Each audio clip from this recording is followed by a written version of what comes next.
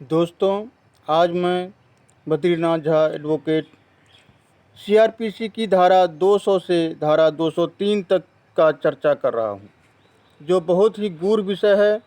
तथा इस बारे में कई भ्रांतियां हैं जिसको मैं सुलझाने वाला हूं। ध्यान से पूरा वीडियो देखिए तथा सुनिए, तभी समझ में आएगा। मैं अपने पिछले वीडियो में बताया था कि भारतीय दंड संहिता के अंतर्गत कोई भी परिवाद या ऐसा कोई एक्ट जिस पर सीआरपीसी लागू होता है, उसका कोई भी परिवाद का संज्ञान सीआरपीसी की धारा 190 से धारा 199 तक की धाराओं में ही किया जाता है। धारा 200 में परिवाद फाइल नहीं किया जाता और न संज्ञान लिया जाता है, बल्कि धारा 200 में परिवाद पर संज्ञान कर लेने वाला मजिस्ट्रेट परिवादी तथा गवाह जो भी उपस्थित हो उसका परीक्षण करता है तथा उस परीक्षण का सारांश मजिस्ट्रेट लिखता है और उस पर परिवादी गवाही तथा मजिस्ट्रेट हस्ताक्षर करता है। धारा 200 का मुख्य शीर्षक ही है examination of complainant. A magistrate taking cognizance of an offence on complaint shall examine upon oath the complainant and witnesses present. कहने का मतलब इसमें जो मजिस्ट्रेट है वह कॉग्निजेंस लेने वाला होता है। ये नहीं कि कॉग्निजेंस ले रहा है, उस समय कॉग्निजेंस लेने वाला मजिस्ट्रेट कोई ऐसा सुनवाई करता है तो उस समय वो यदि वो खुद सुनवाई करता है तो उसका गवाही को ओथ पर एग्जामिन करेगा, कंप्लेनेंट को ओथ पर एग्जामिन करेगा। इसको हिंदी में समझें इस प्रकार से। हिंदी में कहा गया है परिवाद पर अपराध का संज्ञान करने वाला मजिस्ट्रेट, फिर कॉमा यूज किया गया है तथा फिर लिखा है कि परिवादी को तथा यदि कोई साक्षी उपस्थित हो तो उनकी शपथ पर परीक्षा करेगा और उसका सारांश लिखा जाएगा। अब इस धारा में ध्यान देने वाली बात यह है कि परिवाद पर संज्ञान लेने वाला मजिस्ट्रेट को एक सब्जेक्ट के रूप में इस्तेमाल किया गया है, अर्थात जो मजिस्ट्रेट धारा 190 से लेकर अन्य धाराओं के तहत संज्ञान लिया है वह मजिस्ट्रेट अब धारा 200 में परिवादी तथा साक्षियों का परीक्षण करेगा, न कि परिवाद पर संज्ञान लेगा, क्योंकि संज्ञान पहले ही ले लिया गया है। जो परिवाद लिखित हो या मौखिक वो दोनों हो सकता है, कोई ये नहीं है कि लिखित परिवाद ही हो या मौखिक परिवाद ही हो। अब धारा 200 में अपवाद भी दिया गया है जो बहुत ही महत्वपूर्ण है तथा गूढ़ विषय है, जिसमें कहा गया है अपवाद बहुत ही ध्यान देने योग्य बात है। इसमें कहा गया है कि यदि परिवाद लिख कर किया गया है तब मजिस्ट्रेट के लिए परिवादी या साक्षियों की परीक्षा करना आवश्यक न होगा, अर्थात ये मजिस्ट्रेट का विवेकाधिकार है कि यदि परिवाद लिख कर दिया गया है तो वह परिवादी की परीक्षा करे या न करे। जरूरी नहीं है कि परिवादी की परीक्षा करे ही। अब इसमें यह भी दिया गया है कि किस विशेष तरह के लिखित परिवाद पर परिवादी या साक्षी की परीक्षा करना जरूरी नहीं है। पहला यह माने इसमें परिवादी ऐसा कोई परिवाद है जिसमें कि परिवादी या साक्षी की परीक्षा करना जरूरी नहीं है, ये बताया गया है। कैसा परिवाद में बताया गया है कि जरूरी नहीं है। तो पहला है यदि परिवाद ऐसा है जो अपने पदीय कर्तव्यों के निर्वहन में कार्य करने वाले लोक सेवक द्वारा या किसी न्यायालय द्वारा किया गया हो।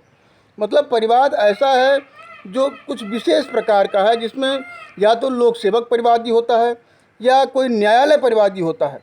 अब इसके लिए ये समझना जरूरी है कि ऐसे परिवाद पर संज्ञान की चर्चा सीआरपीसी की धारा 195 में की गई है,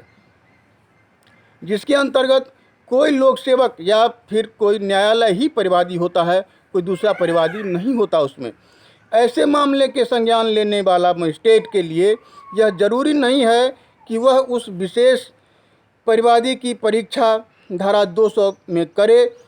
फिर चाहे तो कर भी सकता है क्योंकि ये उसका विवेकाधिकार है। जबकि धारा 200 का मुख्य आशय यह है कि परिवादी की परीक्षा करना है। अब दूसरा बात है कि लिखित परिवाद पर संज्ञान करने वाला मजिस्ट्रेट को परिवादी या साक्ष्यों की परीक्षा आवश्यक नहीं है। अब यहाँ स्पष्ट होता है कि परिवाद पर संज्ञान लेने के पश्चात मामले का जांच या विचारण करने के लिए धारा 192 के अधीन अन्य मजिस्ट्रेट के हवाले कर देता है। वहाँ दो मजिस्ट्रेट आते हैं।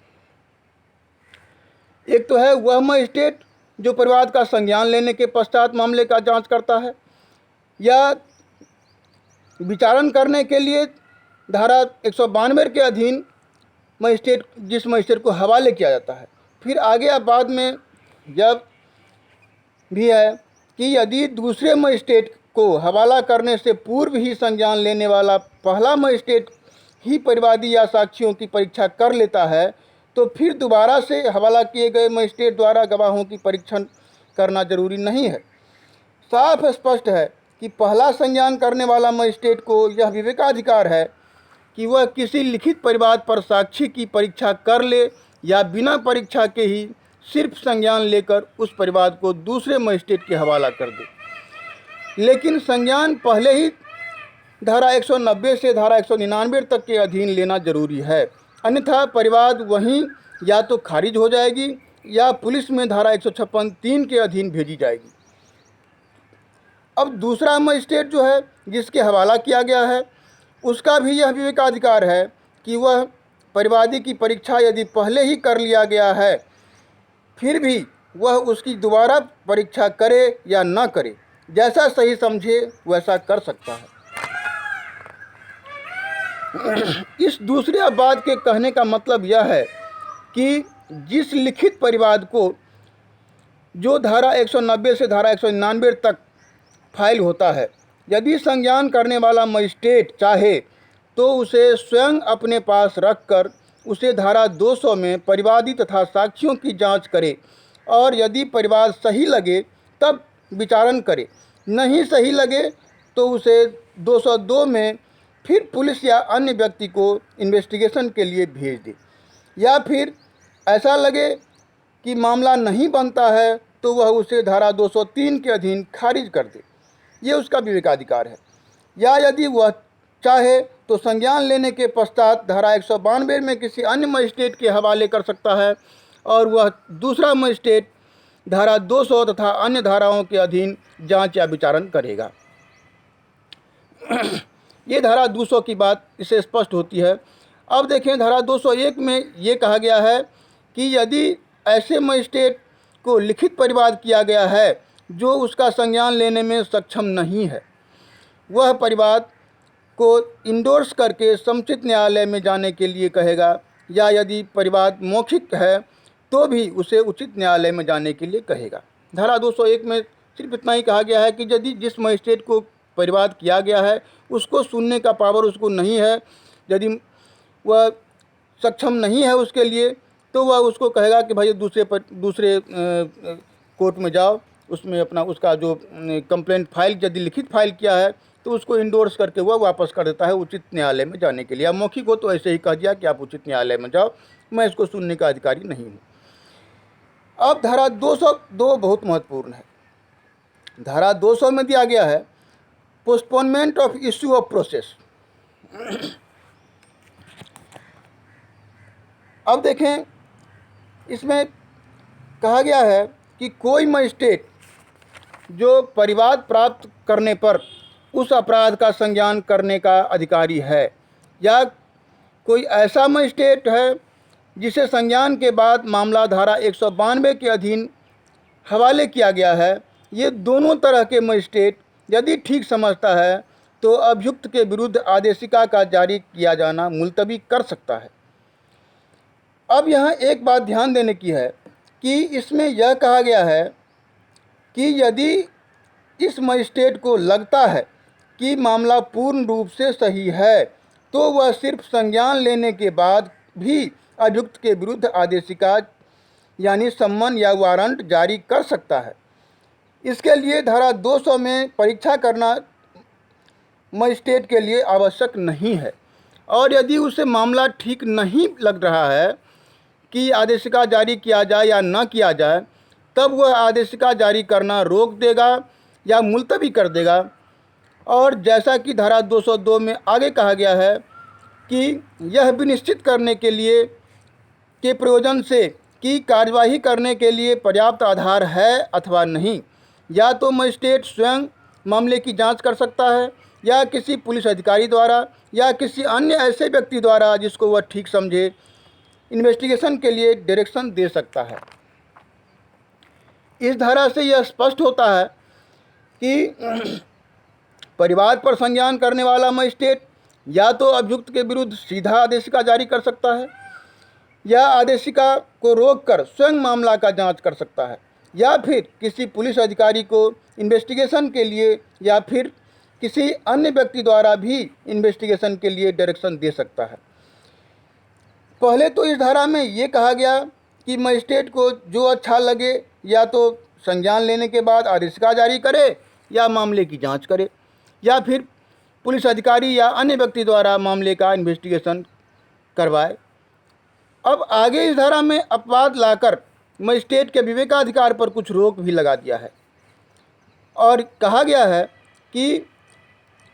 परंतु अन्वेषण के लिए कोई निर्देश डायरेक्शन वहाँ नहीं दिया जाएगा जहाँ मजिस्ट्रेट को यह प्रतीत होता है कि वह अपराध जिसका परिवाद किया गया है अनन्यतः सेशन न्यायालय द्वारा विचारणीय है। अब यहाँ ये कहा गया कि जो यदि पुलिस में जांच कराने का ज़रूरत बुझाता है मजिस्ट्रेट को कि 202 धारा में पुलिस को जांच के लिए भेजा जाए, तो वह इस स्थिति में नहीं भेज सकता पुलिस को यदि वह मामला अनंततः सेशन न्यायालय द्वारा विचारणीय है। दूसरा ये कहा गया है कि अन्वेषण के लिए डायरेक्शन वहाँ नहीं दिया जाएगा जहाँ परिवाद किसी न्यायालय द्वारा नहीं किया गया है। अर्थात यदि कोई न्यायालय परिवाद करता है, न्यायालय परिवादी है, तो उस स्थिति में ही अन्वेषण के लिए भेजा जा सकता है, अन्यथा नहीं। क्योंकि साफ कहा गया है कि अन्वेषण के लिए डायरेक्शन वहाँ नहीं दिया जाएगा जहाँ परिवादी किसी न्यायालय द्वारा नहीं किया गया है, जहाँ परिवाद किसी न्यायालय द्वारा नहीं किया गया। अर्थात जहाँ न्यायालय परिवादी है वहीं वह बिना विचारे बिना सोचे भी अन्वेषण के लिए पुलिस को या किसी अन्य व्यक्ति को दे सकता है। अब इसमें कहा गया कि जब तक कि परिवादी की या उपस्थित साक्षियों की यदि कोई हो धारा 200 के अधीन शपथ पर परीक्षा नहीं कर ली जाती। मतलब यदि न्यायालय परिवादी नहीं है तो ऐसे मामला यदि है जिसमें न्यायालय परिवादी नहीं है तो उसको तब तक पुलिस में या अन्य व्यक्ति को नहीं भेजा जाएगा जांच के लिए जब तक कि उसमें परिवादी या उपस्थित साक्षियों की यदि कोई है तो धारा 200 के अधीन शपथ पर परीक्षा नहीं कर ली जाती है, तब तक उसको जांच के लिए पुलिस को नहीं दी जाएगी। मतलब दूसरे अपवाद में कहा गया है कि धारा 202 के अधीन पुलिस या अन्य व्यक्ति के पास इन्वेस्टिगेशन के लिए तभी भेजा जाएगा जब मामले का परिवाद कोई न्यायालय करता है। यदि न्यायालय परिवादी नहीं है बल्कि कोई अन्य व्यक्ति परिवादी है तो परिवाद का संज्ञान लेने के बाद धारा 200 के अधीन पहले परिवादी या उपस्थित साक्षियों की शपथ पर परीक्षा ली जाएगी। उसके बाद यदि मजिस्ट्रेट को लगता है कि इस मामले का इन्वेस्टिगेशन पुलिस या अन्य व्यक्ति द्वारा करानी चाहिए या ज़रूरी है तो उसे अन्वेषण के लिए भेज सकती है। ये सारी बातें धारा 202 के उपधारा 1 में कही गई है। अब उपधारा 2 में ये कहा गया है कि उपधारा 1 में जो मजिस्ट्रेट द्वारा मामले की जांच करने की बात कही गई है कि यदि मजिस्ट्रेट ठीक समझता है तो साक्षियों का शपथ पर साक्ष्य ले सकती है। अर्थात मजिस्ट्रेट चाहे तो जांच साक्षियों की पूछताछ करके करे या शपथ पर साक्ष्य ले, यह उसका विवेकाधिकार है। अब इसका अपवाद भी दिया गया है कि यदि मजिस्ट्रेट को यह प्रतीत होता है कि वह अपराध जिसका परिवाद किया गया है वह अनन्यतः सेशन न्यायालय द्वारा विचारणीय है तो वह परिवादी से अपने सब साक्ष्य को पेश करने की अपेक्षा करेगा और उनकी शपथ पर परीक्षा करेगा। तो यहाँ मजिस्ट्रेट के विवेकाधिकार पर रोक लगाया गया है कि सेशन न्यायालय द्वारा जो ट्रायल करने वाला परिवाद में परिवाद है, ऐसे में इन्वेस्टिगेशन के लिए भी नहीं भेजेगा तथा जांच में परिवादी तथा साक्ष्यों की शपथ पर परीक्षा करना, साक्ष्य लेना जरूरी है। उपधारा 3 में यह कहा गया है कि उपधारा 1 के अधीन यदि इन्वेस्टिगेशन ऐसे व्यक्ति द्वारा किया जाता है जो पुलिस अधिकारी नहीं है। अब यहाँ है कि यदि पुलिस अधिकारी को दिया गया है तो अपना पूरा पावर लेके जांच करेगा, सारा पावर उसको है जो एक भारसाधक अधिकारी को, थाने के भारसाधक अधिकारी को होता है। लेकिन यदि किसी अन्य व्यक्ति द्वारा जांच कराया जाता है तो उस इन्वेस्टिगेशन में उस व्यक्ति को पुलिस थाने के भारसाधक अधिकारी के सारे अधिकार होंगे, लेकिन वह बिना वारंट के किसी व्यक्ति को गिरफ्तार नहीं कर सकता है। उसके बाद धारा 203 में कहा गया है कि यदि परिवादी के और साक्षियों के शपथ पर किए गए कथन यदि कोई हों और धारा 202 के अधीन जांच या अन्वेषण के यदि कोई हो, परिणाम पर विचार करने के पश्चात, अब इसमें सारा परिणाम पर जो भी है, या तो खुद जांच किया, खुद परीक्षण किया मजिस्ट्रेट ने, या धारा 202 के अधीन पुलिस से जांच करवाया या किसी अन्य व्यक्ति से जांच करवाया, उस सारे का जो रिपोर्ट आता है उसको परिणाम पर विचार करने के पश्चात मजिस्ट्रेट की यदि यह राय है कि कार्यवाही करने का पर्याप्त आधार नहीं है तो वह परिवाद को खारिज कर देगा और खारिज करने के कारणों को लिखेगा। ये धारा 203 में स्पष्ट रूप से कहा गया है परिवाद खारिज कर किस स्थिति में किया जाएगा या फिर नहीं किया जाएगा। यदि परिवाद बनता है, ये लगता है सारे रिपोर्ट से या खुद जांच करने से या पुलिस द्वारा इन्वेस्टिगेशन करने से या अन्य व्यक्ति द्वारा इन्वेस्टिगेशन करने से के रिपोर्ट से ये पता चलता है कि मामला का आधार बनता है, तो जैसा मामला हो उस तरह से धारा 204 के अधीन सम्मन या वारंट देगा, आदेशिका जारी करेगा। तो ये है धारा 200 से 203 की जो महत्वपूर्ण बातें और गूढ़ बातें हैं वो मैंने बताया, जो बहुत ही ध्यान देने योग्य बातें हैं। धन्यवाद दोस्तों। वीडियो को लाइक और यदि अच्छा लगे तो लाइक और सब्सक्राइब ज़रूर करें और इसको ध्यान से सुनें। धन्यवाद।